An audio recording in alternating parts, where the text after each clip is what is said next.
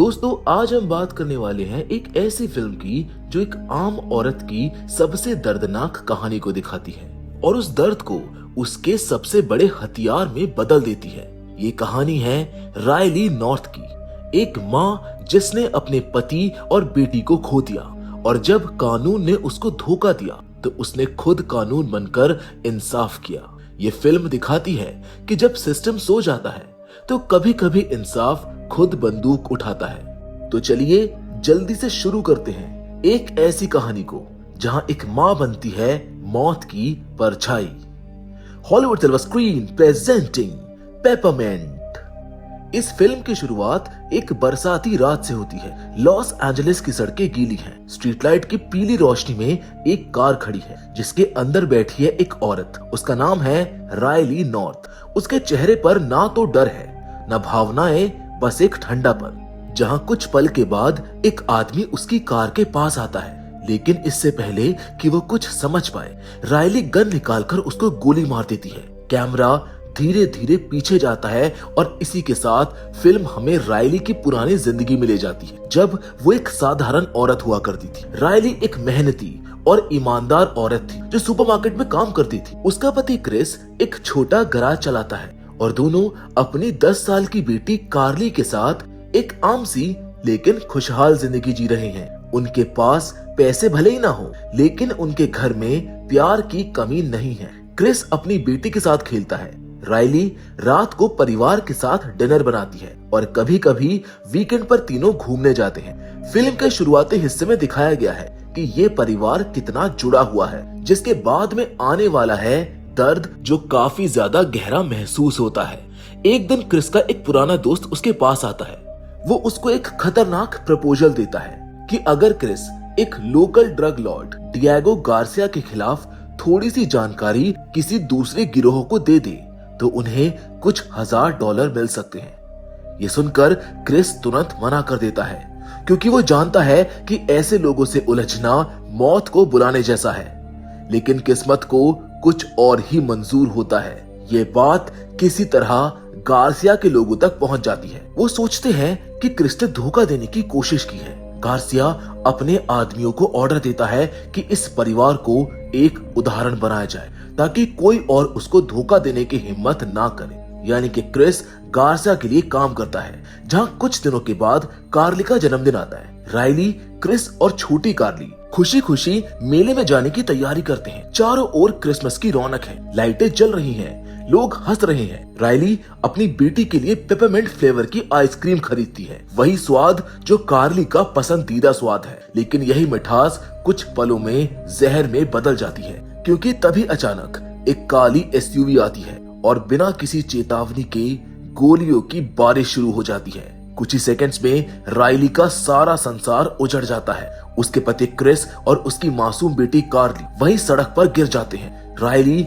खुद भी घायल होती है, लेकिन वो जिंदा रहती है ताकि वो हर पल उस दर्द को महसूस कर सके। उसके चेहरे पर खून है, उसकी आंखों में सदमा और उसके सामने उसका पूरा परिवार खत्म हो चुका है। जिसके बाद ये फिल्म हमको दिखाती है कि रायली कैसे पुलिस और कानून से मदद मांगती है। वो तीनों हमलावरों के चेहरे, उनकी कार और उनका हर विवरण देती है।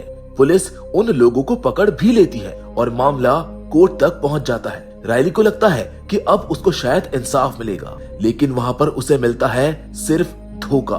कातिलों के पास पैसा बहुत है और पैसे से खरीदे हुए वकील, जज और ये पूरा सिस्टम। कोर्ट रूम में रायली को मानसिक रूप से अस्थिर साबित कर दिया जाता है। उसकी गवाही पर शक जताया जाता है और आखिर में जज इस केस को ही रद्द कर देता है। वो तीनों हत्यारे खुलेआम हंसते हुए बाहर निकल जाते हैं और रायली बस उन्हें देखती रह जाती है। उसी पल उसके अंदर कुछ टूट सा जाता है। वो धीरे से कहती है कि तुमने मेरा परिवार मारा है, अब इंसाफ ने मुझे मार दिया। जिसके बाद वो गायब हो जाती है बिना किसी निशान के। पुलिस उसको लापता घोषित कर देती है और ये मामला ठंडे बस्ती में चला जाता है। अब ऐसे ही 5 साल गुजर जाते हैं। लॉस एंजलिस की सड़कों पर एक एक करके गार्सिया के गैंग के लोग मारे जाने लगते हैं। हर बार कातिल का तरीका बेहद सटीक और योजनाबद्ध होता है। कोई गवाह नहीं, कोई सुराग नहीं, बस एक चीज हमेशा मिलती है, जमीन पर पड़ी हुई एक पेपरमिंट कैंडी। मीडिया इस रहस्यमय हत्यारे को फरिश्ता कहती है क्योंकि वो अपराधियों को सजा दे रहा है। पुलिस उलझन में है और पूरा शहर डर में जी रहा है। फिर धीरे धीरे एक नाम सामने आता है। वो नाम रायली नॉर्थ है, वही औरत जिसे सिस्टम ने धोखा दिया था। अब वो एक माँ नहीं, एक परछाई बन चुकी है। उसके अंदर की इंसानियत खत्म हो चुकी है, बस बदले की आग बची है। जिसके बाद फिल्म का वही स्टार्टिंग वाला सीन दिखाया जाता है। रायली अंधेरे में खड़ी है, शांत और ठंडी, जैसे मौत खुद सड़कों पर उतर आई हो। अब वो रायली नहीं रही, अब वो है पेपरमिंट, इंसाफ का दूसरा नाम। अब हमें आगे ये दिखाया जाता है कि पुलिस रिपोर्ट पे लिखा गया था कि रायली शायद मर चुकी है या किसी मानसिक संस्था में चली गई है, लेकिन सच्चाई तो कुछ और थी। रायली ने अमेरिका छोड़ दिया था। वो अंडरग्राउंड दुनिया में चली गई थी, जहां उसने लड़ाई, हथियार और जिंदा रहने के सारे तौर तरीके सीखे। कई लोग उसको पहचान में नहीं पाए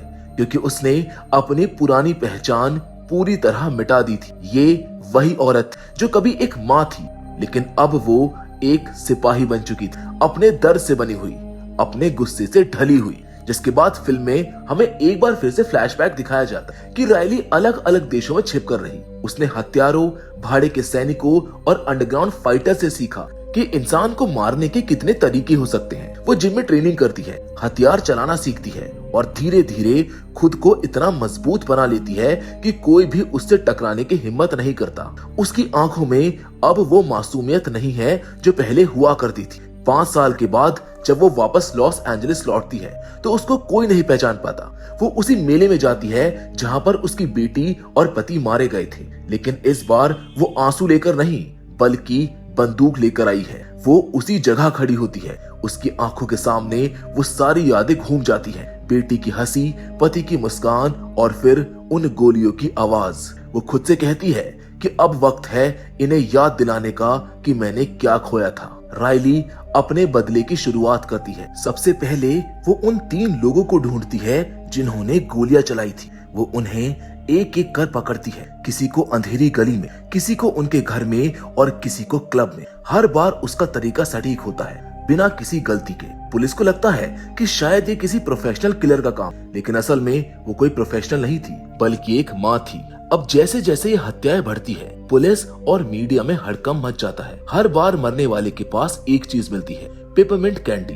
अब ये उसका निशान बन चुका है, जैसे कोई सिग्नेचर। लोग उसको एंजल ऑफ जस्टिस कहते हैं। मीडिया के लोग उसकी तुलना सुपर हीरो से करते हैं, लेकिन पुलिस के लिए वो एक खतरा है। उनके लिए वो एक विजिलांटे है जो कानून से बाहर जाकर खुद इंसाफ कर रही है। इसी बीच फिल्म में 2 पुलिस ऑफिसर्स को दिखाया जाता है, कार्माइकल और बेल। दोनों को ये केस सौंपा जाता है। शुरुआत में उनको लगता है कि ये किसी गैंग का अंदरूनी मामला है, लेकिन धीरे धीरे जब वो सबूत जोड़ते हैं तो उन्हें पता चलता है कि ये सब एक ही महिला कर रही है। अब ये लोग उसका पुराना रिकॉर्ड निकालते हैं। नाम सामने आता है रायली नॉर्थ। दोनों हैरान रह जाते हैं कि वो औरत अब भी जिंदा है।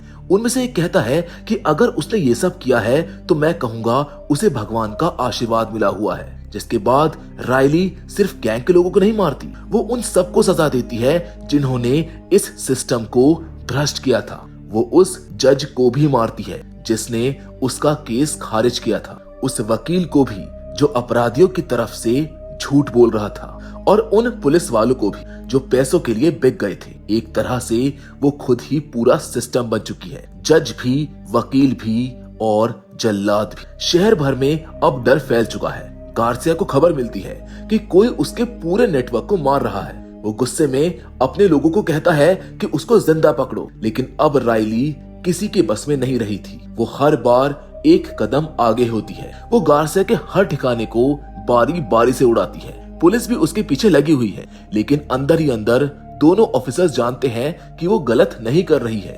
वो वही कर रही है जो सिस्टम को करना चाहिए था। रायली अब पूरे अंडरवर्ल्ड के लिए खतरा बन चुकी है। वो दिन में छिपती है, रात में निकलती है और हर हत्या के साथ एक नई दहशत पैदा करती है। शहर के गरीब लोग अब उसको एक देवी का अवतार मानते हैं जो गुनहगारों को सजा दे रही है। अब एक सीन में हमको दिखाया जाता है कि रायली के ठिकाने में उसकी पुरानी फैमिली की तस्वीरें हैं। दीवार पर बेटी और पति की मुस्कुराती हुई फोटो। वो हर रात उनके सामने खड़ी होकर खुद से कहती है, बस थोड़ा और फिर सब कुछ खत्म। ये सीन दिखाता है कि बदले की आग ने उसको जिंदा रखा हुआ है, लेकिन अंदर से वो अब भी उस दर्द में जकड़ी हुई है। जहां अब पुलिस ने उसकी लोकेशन को ट्रैक कर लिया है, उन दोनों ऑफिसर्स को उसके ठिकाने के बारे में पता चल चुका है। वो उसके ठिकाने पर पहुंचते हैं, लेकिन वहां पर उनको कुछ नहीं मिलता। बस दीवार पर लिखी एक लाइन मिलती है कि इंसाफ को अब किसी अदालत के मोहर की जरूरत नहीं है। यानी कि रायली उन सब से हमेशा से एक कदम आगे चल रही है।